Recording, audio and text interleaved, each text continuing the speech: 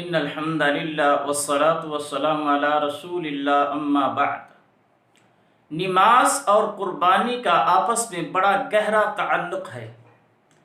جو انسان نماز نہیں پڑھتا اس کی قربانی اللہ تبارک و تعالیٰ کی بارگاہ میں قبول نہیں ہوتی۔ آپ جانور ذبح کر رہے ہیں، آپ نے لاکھوں روپے خرچ کیا ہے، آپ کو یہ بھی سوچنا چاہیے جانور کو تو ذبح کر رہا ہوں لیکن اپنی خواہشات نفس کو ذبح کر کے، اپنی خواہشات نفس کو قربان کر کے اللہ کے سامنے آپ نے اپنے سر کو سجدہ میں نہیں جھکایا، آپ کے نام اعمال میں عبادت نہیں ہے۔ اگر عبادت نہیں تو آپ کی قربانی قبول نہیں۔ کیوں؟ اس کریم رب کو تمہارے مال کی ضرورت نہیں ہے، تمہارے خون کی ضرورت نہیں ہے، تمہارے گوشت کی ضرورت نہیں ہے۔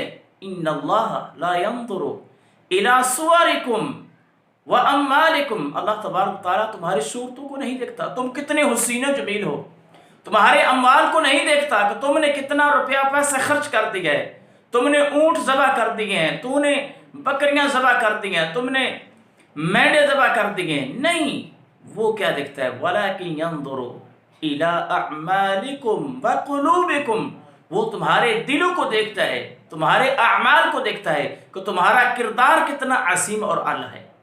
تمہارے کردار میں، تمہارے اعمال نامہ میں نماز ہے، عبادت ہے کہ نہیں ہے۔ قرآن مجید میں اللہ تبارک و تعالیٰ نے ارشاد فرمایا قُلْ إِنَّ صَلَاتِي وَنُسُكِي وَمَحْيَايَ وَمَمَاتِي لِلَّهِ رَبِّ الْعَالَمِينَ۔ دیکھیں، پہلے اِنَّ صَلَاتِي نماز کا ذکر کیا، قربانی کو بعد میں ذکر کیا ہے۔ فَصَلِّ لِرَبِّكَ وَانْحَرْ، نماز پڑھ اور قربانی کر۔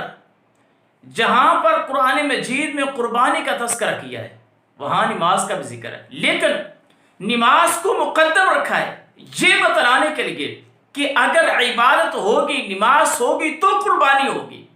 اگر عبادت نہیں، نماز نہیں، بے نماز آدمی، اس کی قربانی اللہ تبارک تعالیٰ کے راستے میں قبول نہیں ہوتی۔ چاہے چھوٹے سے لے کر بڑی سے بڑی قربانی کر دے، چھوٹے جانور سے لے کر بڑے جانور تک اللہ تبارک تعالیٰ کے راستے میں قربان کر دے، ذبح کر دے، وہ سارے کا سارا مال اللہ کے راستے میں خرچ کیا ہوا وہ رائے گا اور ضائع چلا جائے گا۔ سعودی عرب کے بہت بڑے عالم دین شیخ صالح الفوزان رحمہ اللہ تعالی، اس طرح شیخ عثیمین رحمہ اللہ تعالی، انہوں نے اپنے فتاوی کے اندر اس بات کو نقل کیا ہے کہ بے نماز آدمی، اس کی قربانی وہ اللہ تبارک و تعالیٰ کی بارگاہ میں قبول نہیں ہوتی۔ حضرات توجہ کیجیے کہ اتنی محنت بھی کی ہے، روپیہ پیسہ بھی خرچ کیا ہے، لیکن اتنی محنت کے بعد، روپیہ پیسہ خرچ کرنے کے بعد بھی حاصل کچھ نہ ہو جائے، کتنے افسوس کی بات ہے۔ قرآن مجید میں اللہ تبارک و تعالیٰ نے اعمال کی عدم قبولیت کی 3 وجوہات بیان کی ہیں، یعنی انسان کے اندر اگر 3 وجوہات ہوں تو اس انسان کے اعمال وہ ضائع ہو جاتے ہیں، وہ رد کر دیے جاتے ہیں۔ وہ کون سے 3 وجوہات ہیں؟ وہ کون سے 3 اوصاف ہیں؟ اگر انسان کے اندر وہ پائے جائیں تو انسان کا کوئی بھی عمل قبول نہیں ہوتا۔ وَمَا مَنَعَهُمْ أَن تُقْبَلَ مِنْهُمْ نَفَقَاتُهُمْ إِلَّا أَنَّهُمْ كَفَرُوا بِاللَّهِ وَبِرَسُولِهِ وَلَا يَأْتُونَ الصَّلَاةَ إِلَّا وَهُمْ كُسَالَىٰ وَلَا يُنْفِقُونَ إِلَّا وَهُمْ كَارِهُونَ۔ اللہ تبارک تعالیٰ فرماتے ہیں کہ ان کے نفقات، ان کے صدقات وہ قبول نہیں ہوئے۔ کیوں؟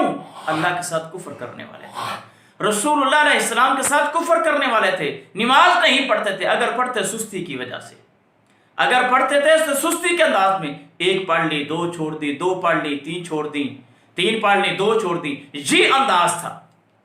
نمازی نہیں ہے، عبادت نہیں کرتا، اللہ تبارک تعالیٰ کی نماز نہیں پڑھتا، فرمایا کفر کرنے والا ہے اللہ کے ساتھ، رسول اللہ علیہ السلام کے ساتھ کفر کرنے والا ہے، نماز نہیں پڑھنے والا۔ اس کی وجہ سے وہ اللہ تبارک تعالیٰ کے راستے میں جو خرچ کرتے ہیں نا وہ اللہ قبول ہی نہیں کرتا۔ حضرات اس کا مطلب یہ ہے کہ اگر ہماری زندگی میں عبادت نہیں ہوگی، نماز نہیں ہوگی، ہم چاہے جتنی مرضی قربانی کر لیں، وہ کریم رب ہمارے خرچ کیے ہوئے پیسے کو، رقم کو، روپے کو وہ ضائع کر دے گا۔ آئیے اپنے اعمال کا جائزہ لکھیے، آئیے اپنے اعمال کا جائزہ لیجیے اور اپنی زندگی میں عبادت جیسی، عظیم ترین چیز کو لانے کی کوشش کیجیے۔ اللہ تبارک و تعالی عمل کی توفیق عطا فرمائے۔ وما توفیقی الا باللہ۔